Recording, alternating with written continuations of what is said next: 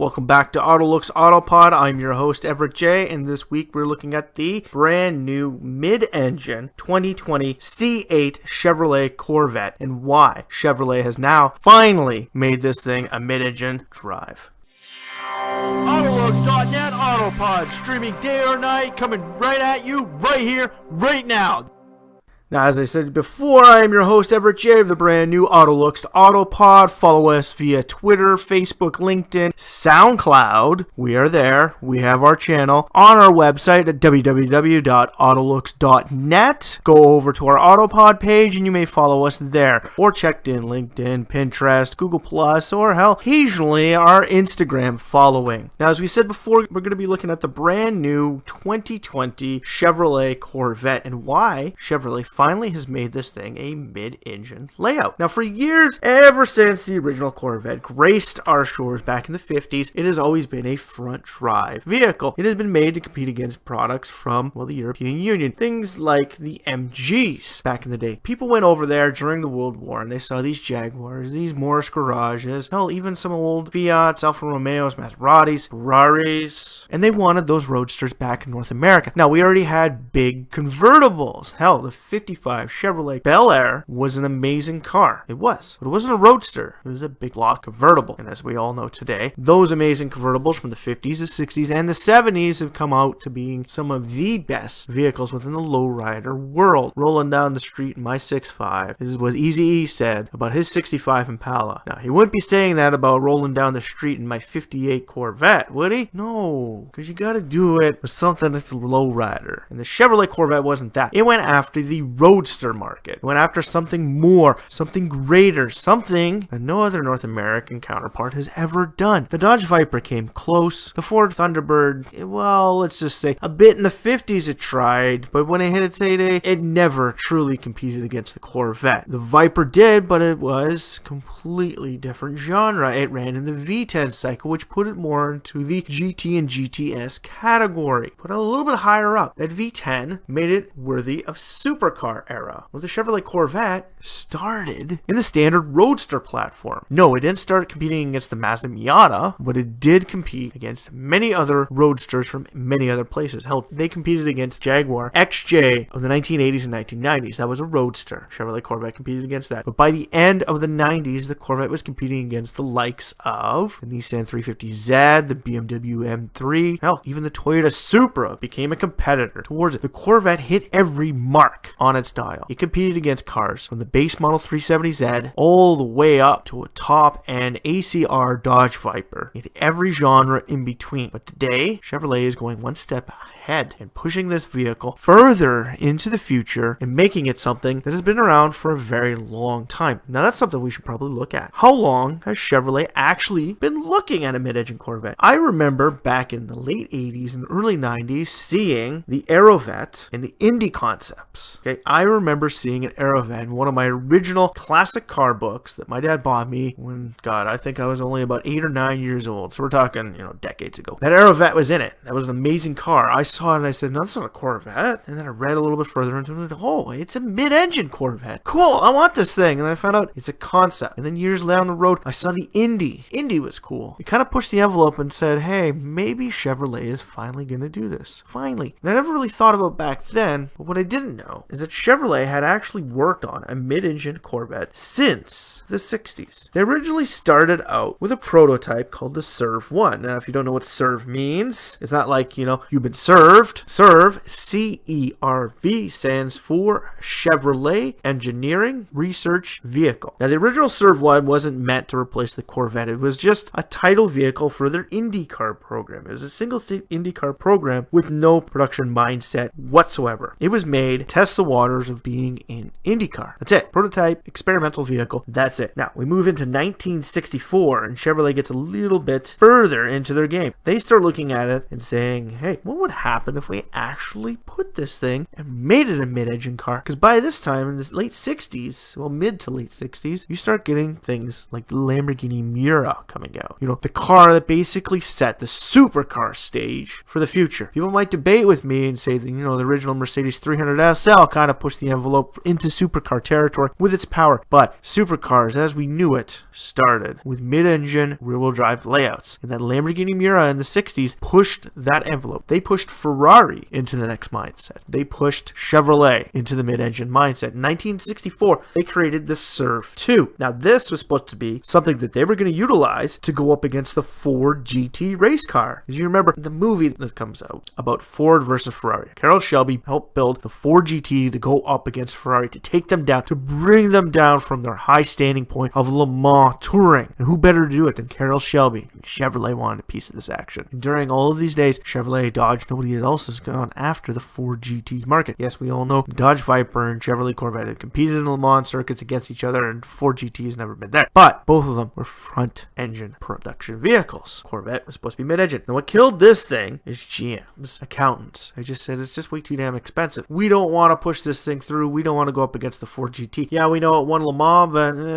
it's way too expensive for us. And that's one of those problems. Is you know, it's usually engineers, accountants. Some of those mindsets start getting into it and looking at the numbers and say, no, we can't do this. But the people behind it see the market and say, the market is going to make us money. We don't care that you think it's not going to make us money. The market is going to state it. But without substantial proof, they can't back that up. They can't push these people and say, hey, we're going to make it. So move forward to the XB880 or the Astro 2 of 1968, and they try it again. Again, they get shut down. Say it's too expensive. Now, this is the one a lot of people have actually seen. Back in 1970, the XP882, they move it from the V8 technology into the Wankel engine. Supposed to be on the V8, but it's supposed to be changed over to a Wankel last minute. And then you move into 72 with the XP895. Front engine sold way too well compared to this Wankel engine, mid-engine, rear-wheel drive vehicle. Now, if you're making tons of money at these front-engine vehicles in the 70s, why the hell would you change it over to a mid-engine layout and change it from a big block V8 down to this freaking little Wankel engine? Like, we all know where Wankel's wound up. Mazda is the only one that's ever made money off of it. We get it. NSU did make some production-worthy products off of it, and General Motors has played with the idea, but they've never actually pushed the envelope to create and build this thing into what it is. Only Mazda has actually done this. So they pulled the plug on it. And we started moving up to 73. We get into the XP897 GT. Bam, about to be hit, about to be pushed through. Everybody says, we can do this. We can create another variation of the Corvette. Yes, we know the front engine sells too well, but why don't we just give it a brother, a mid-engine layout brother, and see which one goes from there. But boom, 1973, oil gas crisis hits. And where does it go from there? This oil crisis puts a halt on everybody. Kind of like how the financial crisis of 2008 brought an end to so many great car companies and so many great models that were about to come out. Hell, it pushed back the delivery date of the Jeep Gladiator. Along with it, it pushed back the delivery date of the mid-engine Corvette. We're going to get a little further into that. Now, 73, the four-rotor Vette didn't work well. They tried to bring it down. They tried to make it viable. They tried to change it so it would actually get better gas mileage, but they kept having issues with it. And so they kept playing around with the idea. Now remember, we're all the way up to 1973. Now we're moving into 1976 and the Corvette, mid-engine Corvette that everybody had seen, the Aerovette. GM backed out of this due to change. Too much of a change for the Corvette. Corvette is an amazing product in its front-engine layout. And remember the 70s, 1976, that fiberglass, weird-looking, streamlined design that moved into the C5, C6, and C7 Corvette variations hadn't been created yet. We were still with this amazing Stingray.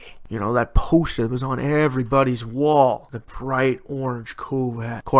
Sorry about that. That was on everybody's wall. That's what they wanted. They wanted that Vette. Why would we change it? Well, as a head of General Motors, I would say the same thing. Why would I change it? Why would I take this thing and change it? That's why the Aerovette wasn't created. They didn't want to do it because of change. They didn't want to change the image. They didn't want to change the product. And because the gas crisis had put a crunch on everybody with these big block engines, why change a good product at a time when we're already having issues trying to push our big boat of vehicles with big block that burn tons of gas? No, we got to start putting money into energy efficient vehicles so we can get our bottom end up. We can get people from the bottom end still buying our cars. Something that FCA has not learned with Chrysler and Dodge yet, but they soon will when we start hitting what soon to be called the energy crisis. Yes, it's coming. Now, those are the 1976. This whole project seemed to have disappeared for a decade. And then all of a sudden, another division of General Motors started working on a product called the Oldsmobile Aerotech. The future of Le Mans. The future Indy cars. Fully enclosed racing cars. Oldsmobile Aerotech was it. You have that layout. Somebody comes back and says, we tried that concept once with a Corvette. A mid-engine rear-wheel drive layout. Oldsmobile has created this prototype for an Aerotech. And they went through a couple of them. Why don't we just use that and create the basis for a new mid-engine Corvette layout? We'll see if we can get the public's opinion on this thing about changing the Corvette. Now remember, in the 80s, brand new Streamlight design came out. The one that moved from the 80s into the 90s, into the 2000s,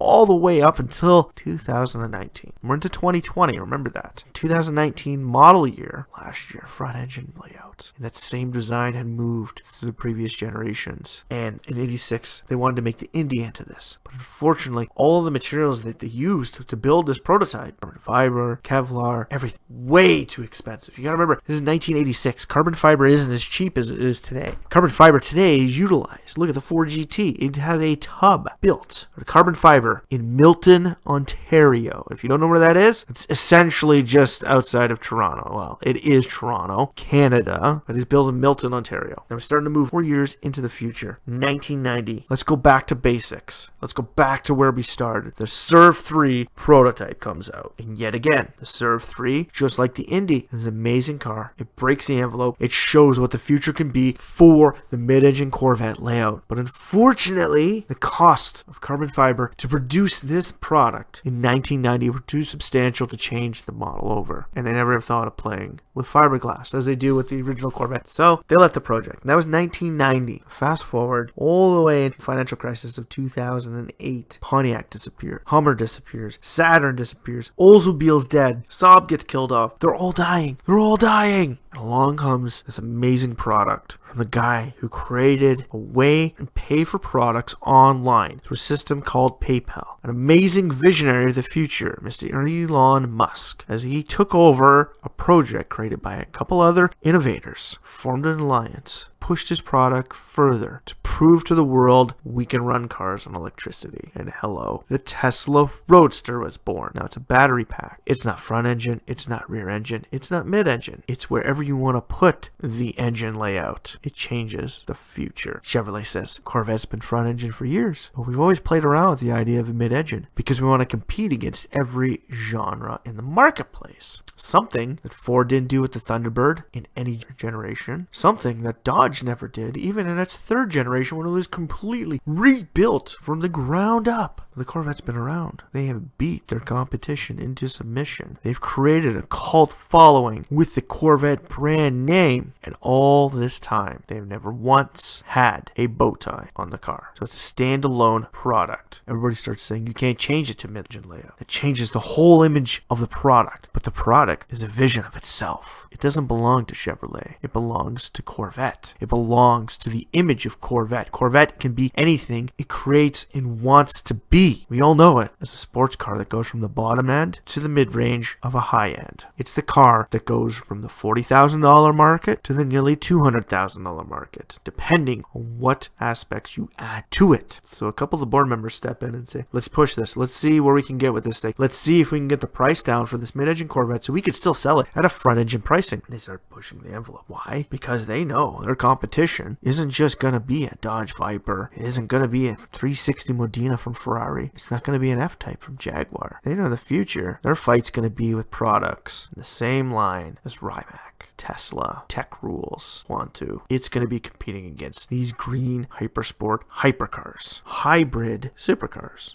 hybrid touring cars. It's going to be the green marketplace. And these guys know this long before any of us do. Well, most of us. And they say to themselves, we need to do something about this. The front engine layout, we can't compete against these green racing cars because they can put their engine wherever they need to create perfect balance to beat us on the track. They can boost the battery power to create more power to the wheels because a battery has less to move that power along its system to the wheels. So whatever the battery power creates, there is less of a loss between its power source and the wheels. So you can't say it's 500 horsepower, but it's only 425 wheel horsepower. Tesla says it's 500 horsepower. It could be 495 wheel horsepower. They're closer to the mark. And the board members at General Motors started to see the writing on the wall and started saying to themselves, the future is going to be these hybrid electric layouts.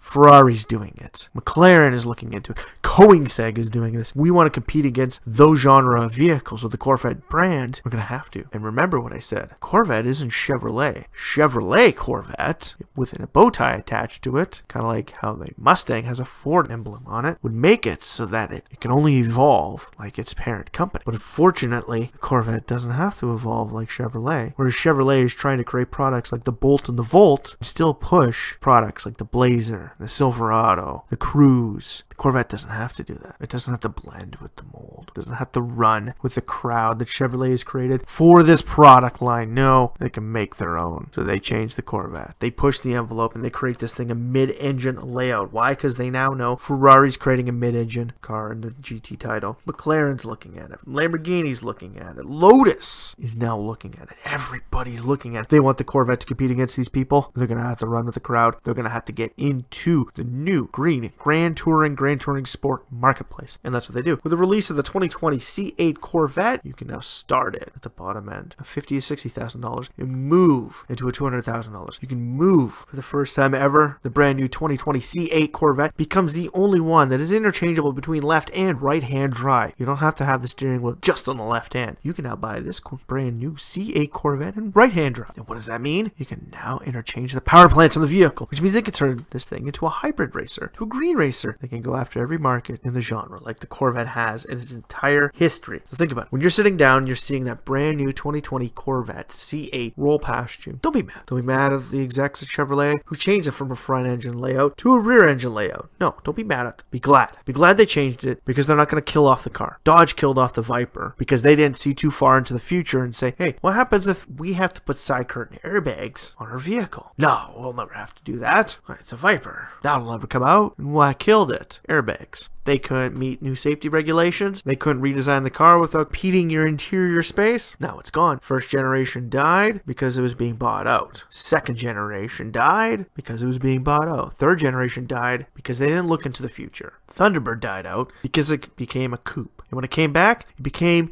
a horrible, discerning image of its past. Nobody wanted to see. I saw original concepts for that from Motor Trend magazine way back in the late 90s. And when they were about to bring back the Thunderbird, the original images that they posted in that Motor Trend magazine that I have shows tail fins from a 55, which would have made it a lot better than it was. So like I said, don't be mad at Chevrolet for changing to a mid-engine layout. They see the future in the Corvette brand. They see the future in this Corvette. They see the future in where it is coming and where it is going, where it needs to go and what it needs to compete against. Corvette is interchangeable with the climate around it, and it is doing that with the brand new C8 mid-engine layout. So in the end, Chevrolet wasn't trying to kill the Corvette. They were just trying to broaden its horizons and bring it more in line with the products it must compete against in the 21st century. And why did this take so long? It took so long because Chevrolet needed to know they can make a profit at it. Back in the 60s, the 70s, the 80s, even the 90s, they had no competition where they needed to compete on that ground. Everybody was competing against everybody. There was markets galore. Sports cars were here, there, and everywhere.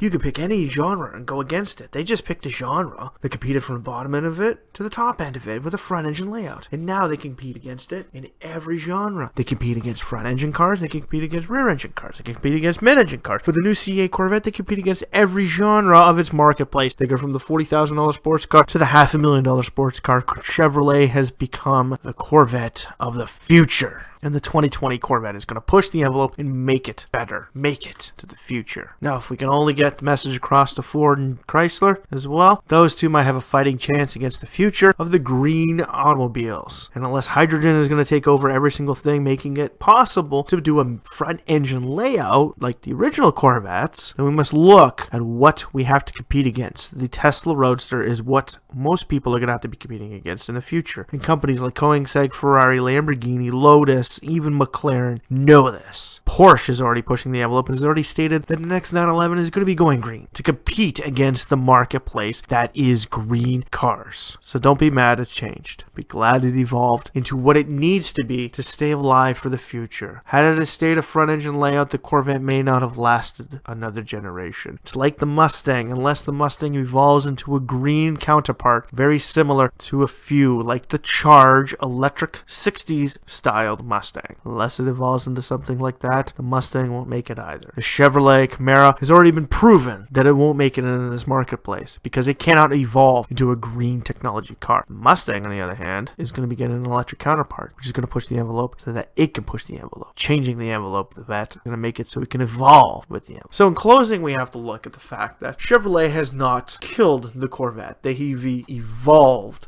the Corvette into what we need it to become to survive in the future demographics of the world, not just within the North American marketplace. The Corvette is now going to become a world-traveling, world-competing car. Something no other North American sports car, muscle car, hell, anything other than the F-150 has ever done, or the Jeep Wrangler, worldwide. Why? Because the North American marketplace has never seen that the sports car, touring car marketplace is much needed. Unfortunately, it seems that Chevrolet is the one that has seen the light of the day. We have to hand it to them. It's the greatest thing they can do for us. I'm Everett J from AutoLooks.net, AutoPod, bringing you what you need to know about the Corvette. Now, stay tuned to our AutoPod in the future, and we're going to be posting more and more podcasts similar to this type on many different things. We're going to be doing one on Honda, we're going to be doing one on the Beetle, we're going to be doing one on marketplaces. If you've not already read our original 10, we're going to be moving forward. This is Everett from AutoPod. Keep listening to our Twitter, LinkedIn, Facebook, Pinterest,